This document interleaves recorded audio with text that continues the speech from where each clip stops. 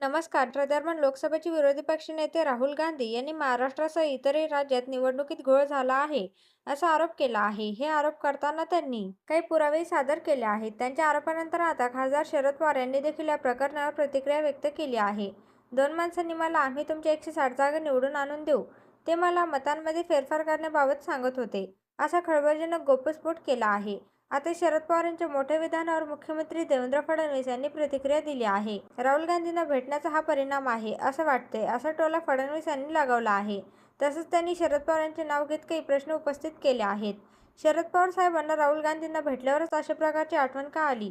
इतके दिवस ते बोलले नाहीत आणि आज अचानक बोलले. राहुल गांधी जसे सलीम जावेद यांच्यासारख्या काल्पनिक कहाण्या तयार करतात, तशा प्रकारची अवस्था पवारसाहेबांची तर झाली नाही ना, असा सवाल देवेंद्र फडणवीस यांनी उपस्थित केला आहे.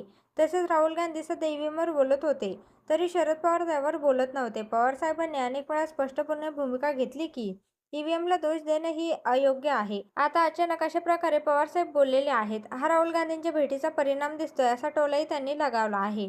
कितीही संभ्रम निर्माण केला तरीही भारतात ज्या पद्धतीने स्वतंत्र निवडणुका होतात, ते इतरत्र कुठेही होत नाही, हे सर्वांनाच माहिती आहे.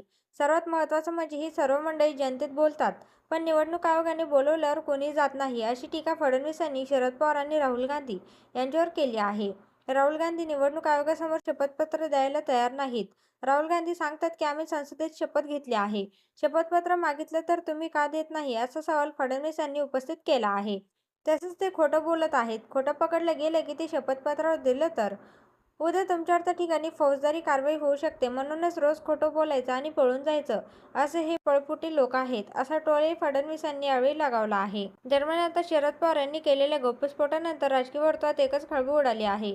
त्यामुळे आता भविष्यात या विषयावर नेमकं काय घडणार, याकडे सर्वांचंच लक्ष लागलं आहे.